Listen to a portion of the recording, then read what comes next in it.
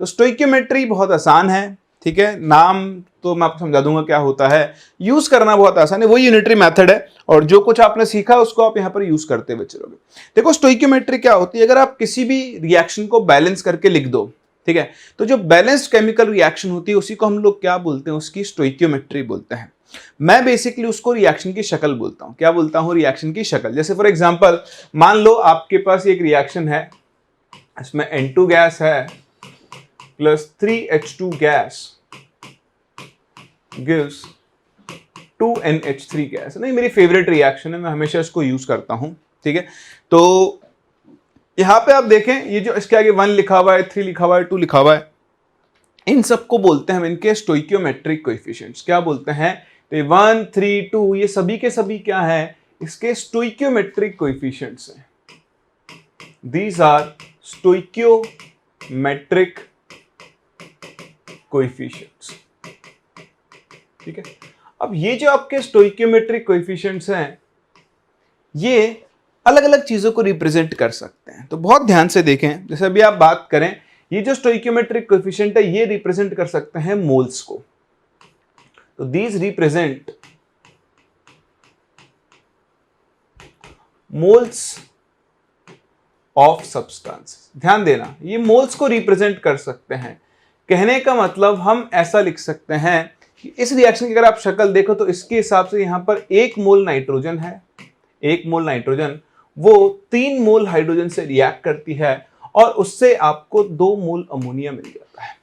यानी आप रिएक्टेंट के मोल से प्रोडक्ट के मोल को क्या कर सकते हो, रिलेट कर सकते हो। बेसिकली कितने रिएक्टेंट से कितना प्रोडक्ट बना, या फिर कितना प्रोडक्ट बनाने के लिए कितना रिएक्टेंट चाहिए, ये जो सारी कैलकुलेशंस हैं इसी को हम लोग क्या बोलते हैं, स्टोइकियोमेट्री बोलते हैं।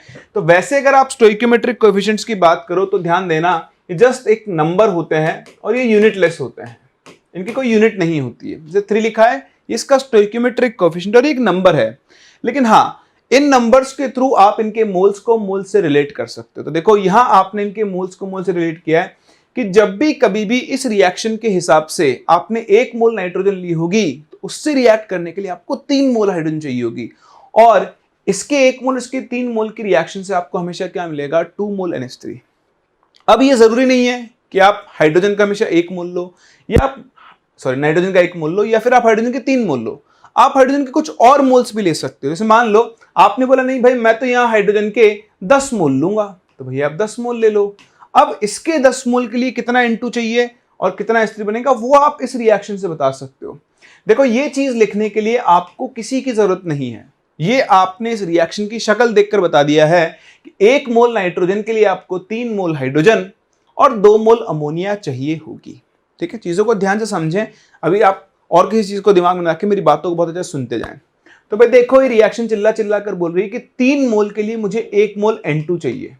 अगर मेरे पास 3 मोल हाइड्रोजन है तो उससे पूरा पूरा रिएक्ट करने के लिए मुझे 1 मोल नाइट्रोजन चाहिए। तो बताओ 1 मोल के लिए कितनी चाहिए होगी, 1/3 मोल चाहिए होगी ना। 3 के लिए 1 के लिए 1/3, तो 10 के लिए कितनी चाहिए होगी, 10/3 मोल N2। तो इसके 10 मोल से रिएक्ट करने के लिए आपको नाइट्रोजन कितनी चाहिए, 10/3 मोल, जिसे आप 3.33 मोल लिख सकते हो, है ना। एग्जैक्टली इसी तरह देखो 3 के लिए चाहिए 2, तो 1 के लिए कितनी चाहिए होगी, 2/3। बताओ इसके 10 मोल के लिए कितनी चाहिए होगी, इंटू 10, जिसे आप चाहो तो 6.67 मोल लिख सकते हो। तो अगर आपको एक रिएक्टेंट के मोल्स पता है तो उससे आप दूसरे रिएक्टेंट के कितने मोल चाहिए ये निकाल सकते हो, या फिर उससे कितने मोल्स प्रोडक्ट के बनेंगे आप ये भी कैलकुलेट कर सकते हो। तो देखो ध्यान से, यहां पर आप रिएक्टेंट के मोल्स को प्रोडक्ट के मोल से रिलेट कर रहे हो। इस चीज को हम मोल मोल रिलेशनशिप बोल सकते हैं। याद बात नहीं रखना, देखते जाओ भूलते जाओ। हम मोल को मोल से रिलेट कर रहे हैं, तो हम रिएक्टेंट के मोल्स को प्रोडक्ट के मोल से रिलेट कर सकते हैं इन स्टोइकियोमेट्री। अगर रिएक्शन गैसियस है, कौन सी है, गैसियस रिएक्शन, तो ध्यान से देखें, for gaseous reactants and products, these coefficients represent volume. तो गैसियस रिएक्टेंट्स प्रोडक्ट्स के लिए ये कोएफिशिएंट किसको डिनोट करते हैं? वॉल्यूम को डिनोट करते हैं। कैसे? ध्यान से देखें, देखो ये सभी की सभी गैसेस हैं, तो आप इस रिएक्शन को दोबारा लिखो, N2 gas plus 3H2 gas, और बताओ इन दोनों की रिएक्शन से आपको क्या मिल जाएगी? अमोनिया गैस मिलेगी।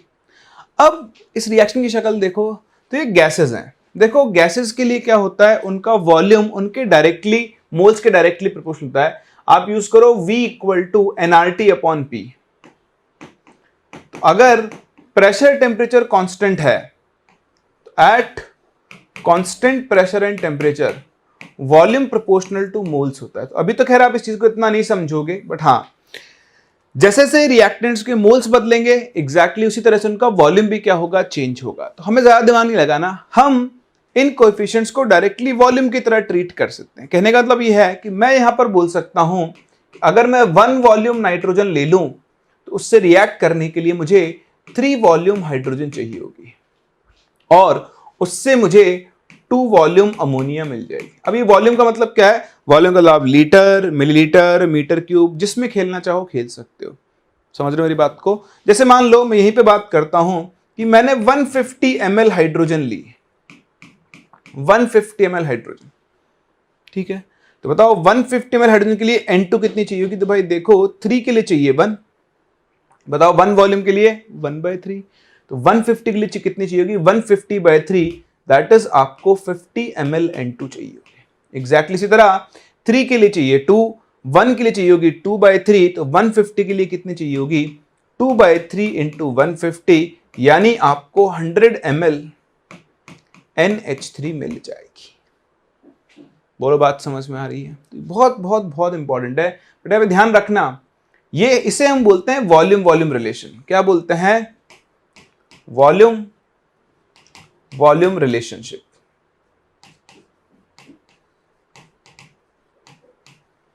बट एक चीज आप ध्यान रखना, वॉल्यूम से वॉल्यूम आप सिर्फ गैसेस का रिलेट कर सकते हो, ठीक है।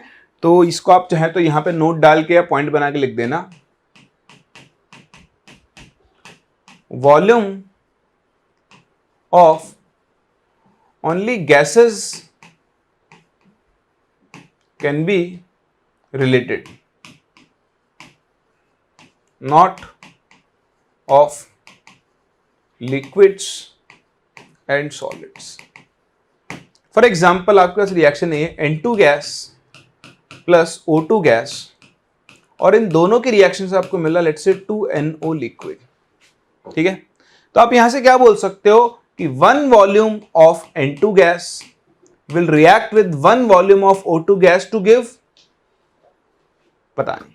आप गैस के वॉल्यूम को डायरेक्टली लिक्विड या सॉलिड के वॉल्यूम से रिलेट नहीं कर सकते। मोल्स को मोल से रिलेट कर दो, मोल्स आप किसी के भी किसी से रिलेट कर सकते हो, गैस के गैस से, लिक्विड के सॉलिड से, सॉलिड के गैस से, किसी से भी कर सकते हो। लेकिन वॉल्यूम वॉल्यूम सिर्फ और सिर्फ और सिर्फ आप गैस का ही किससे रिलेट कर सकते हो? गैस से। तो अगर 50 ml N2 गैस ली है, 150 ml H2 है, तो 100 ml NH3 होगी। आप सिर्फ गैस के वॉल्यूम को गैस से रिलेट कर सकते हो।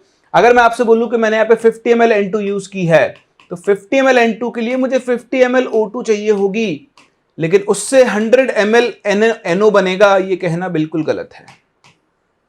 नहीं, ऐसा बिल्कुल नहीं हो सकता। आप गैस के वॉल्यूम को गैस के वॉल्यूम से रिलेट कर सकते हो, लेकिन आप गैस के वॉल्यूम को लिक्विड के वॉल्यूम से रिलेट नहीं कर सकते हो। आई बात समझ में? चलिए कॉपी करें, फिर और चीज सिखाता हूं मैं आपको। हो गया?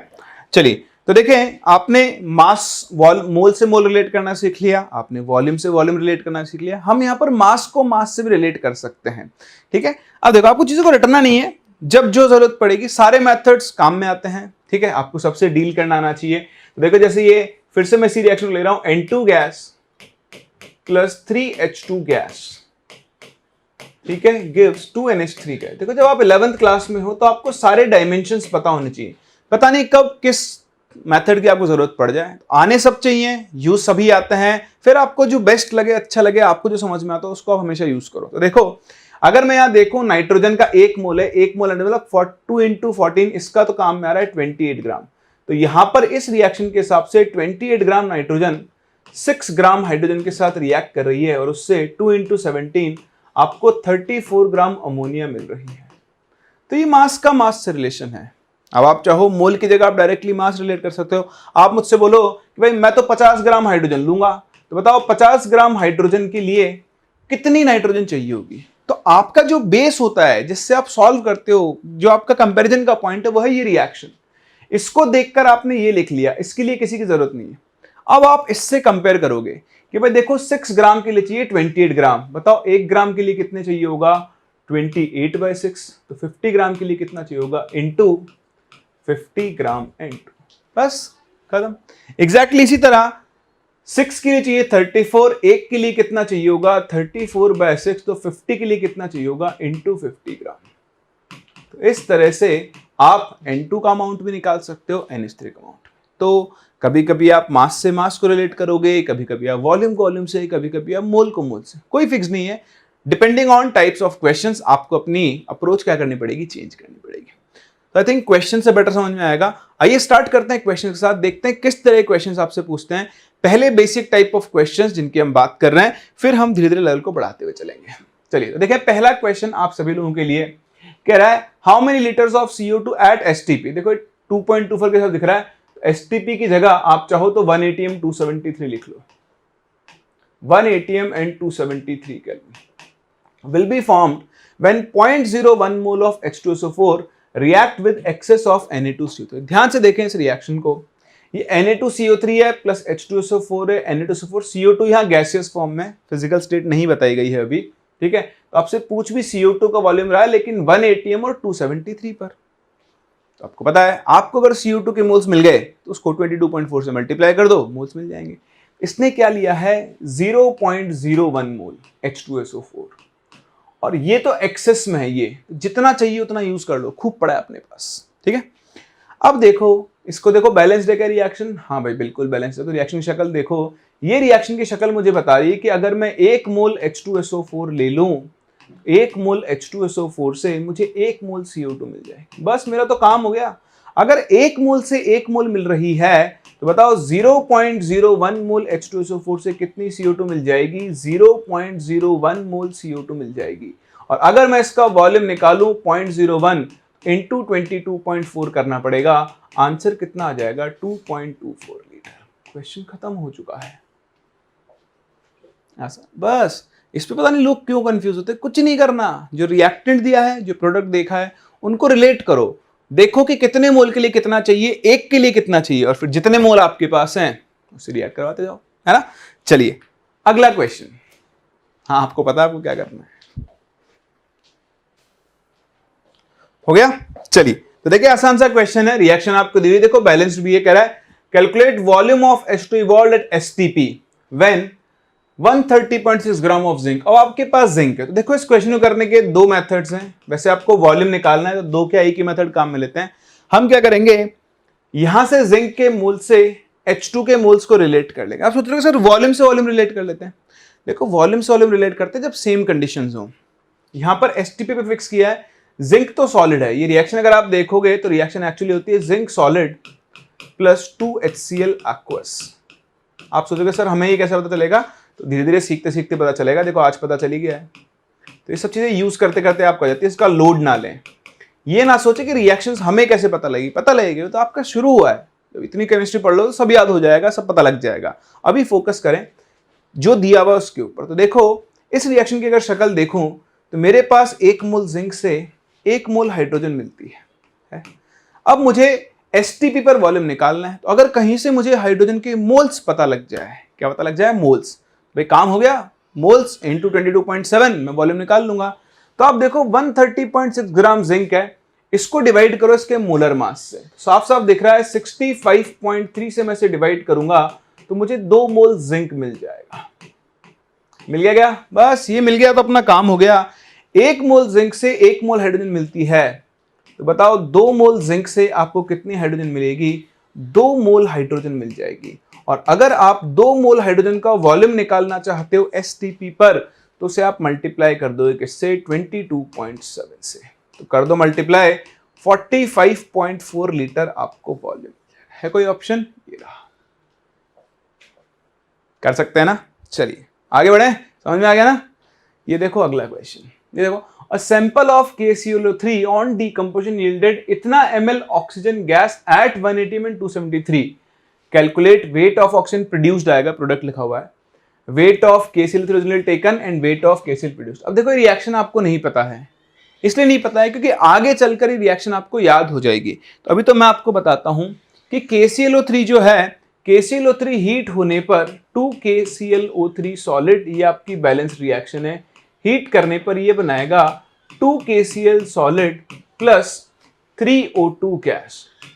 या आप चाहो तो इस रिएक्शन को आप ऐसे भी लिख सकते हो, KClO3 solid gives KCl solid plus 3/2 O2 gas. कोई फर्क नहीं पड़ेगा, आप रिएक्शन को ऐसे भी लिख सकते हो, ऐसे भी लिख सकते हो, दोनों तरफ से आंसर आएगा। तो मैं चाहूंगा एक बार आप दोनों मेथड से ट्राई करो, फिर हम इसको डिस्कस करते हैं।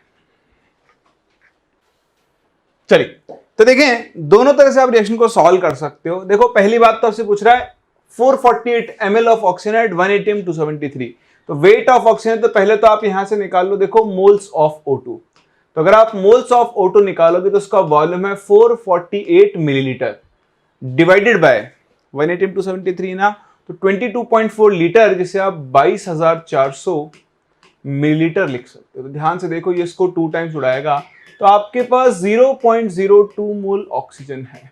और अगर आपको इसका मास निकालना है तो मोल्स से मास निकालने के लिए इनटू मोलर मास कर दो, आंसर आ जाएगा 0.64 ग्राम। तो ओवरऑल आपके पास यहां पर 0.64 ग्राम ऑक्सीजन मिली होगी। अब वेट ऑफ KClO3, तो देखो आपके पास ऑक्सीजन, इस रिएक्शन की शक्ल देखो, इसके हिसाब से 3 मोल ऑक्सीजन बनाने के लिए आपको कितना चाहिए, 2 मोल KClO3।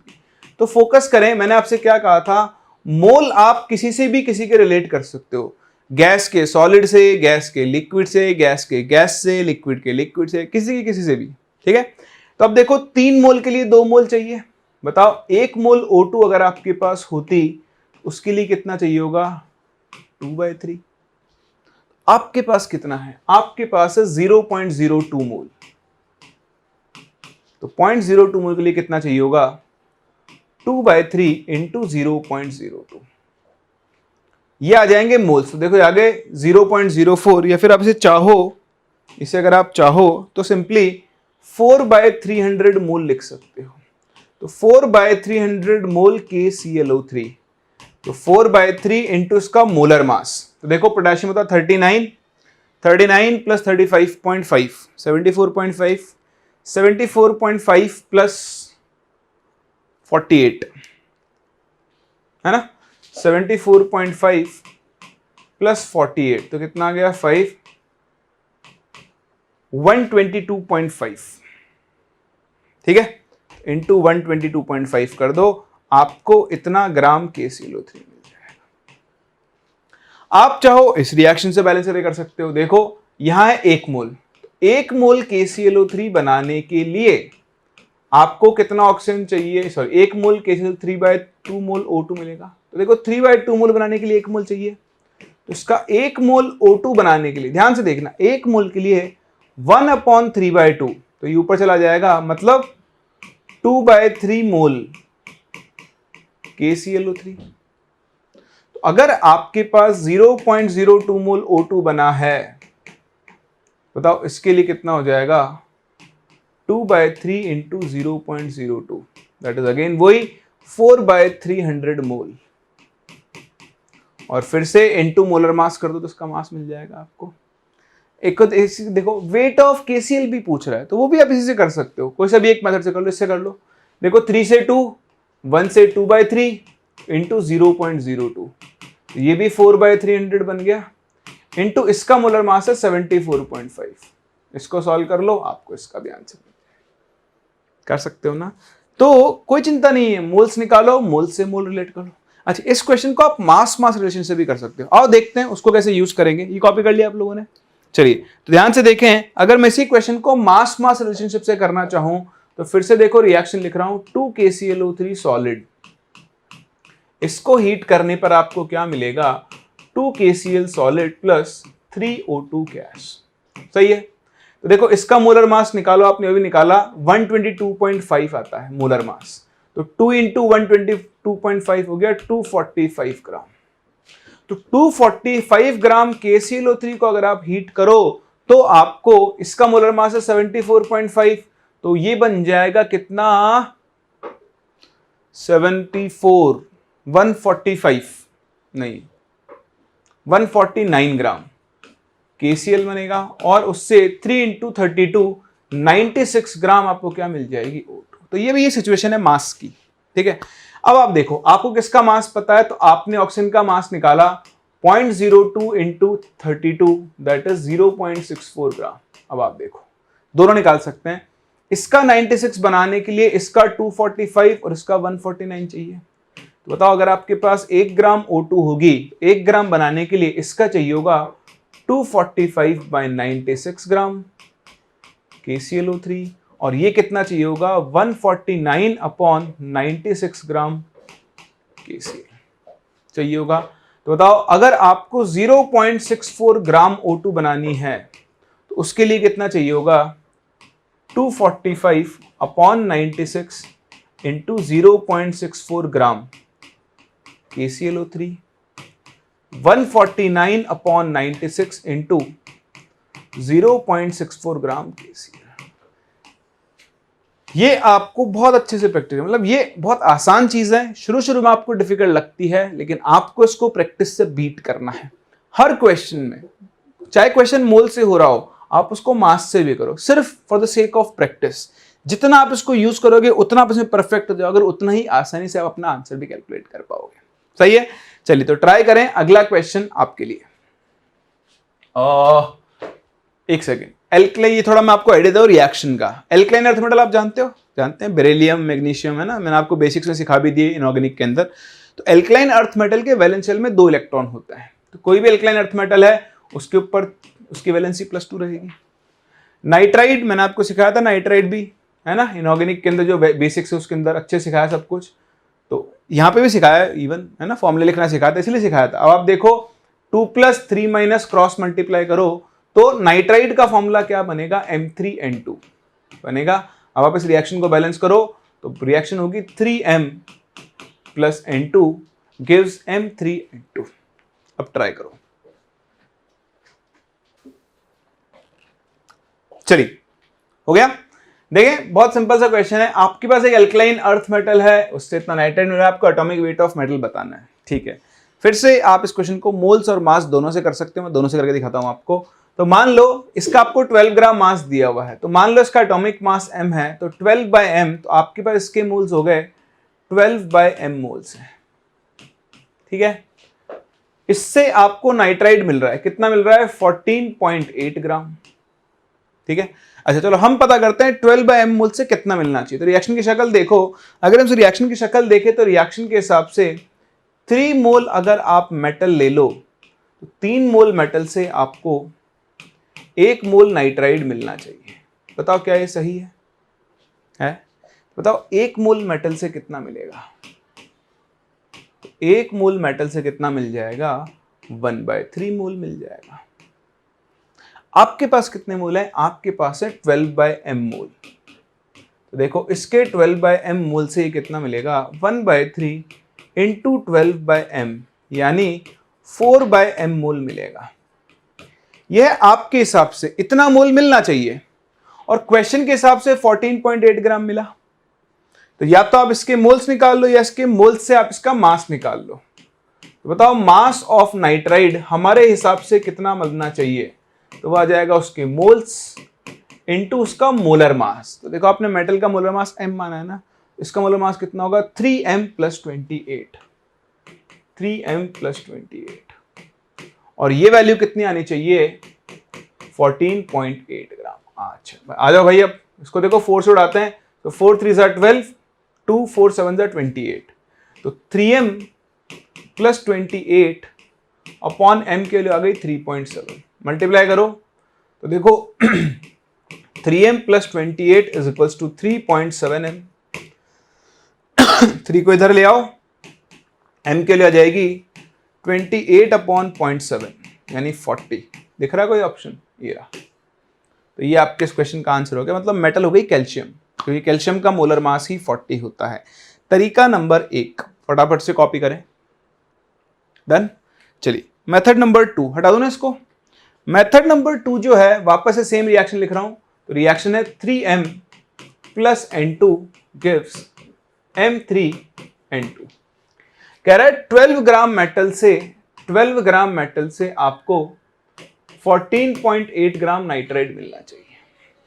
ठीक है, तो देखो मान लो इसका मोलर मास m है, तो इस रिएक्शन के हिसाब से इसके 3m ग्राम से आपको 3m प्लस 28 ग्राम नाइट्राइड मिलना चाहिए। ठीक है, बताओ 1 ग्राम से कितना मिलेगा?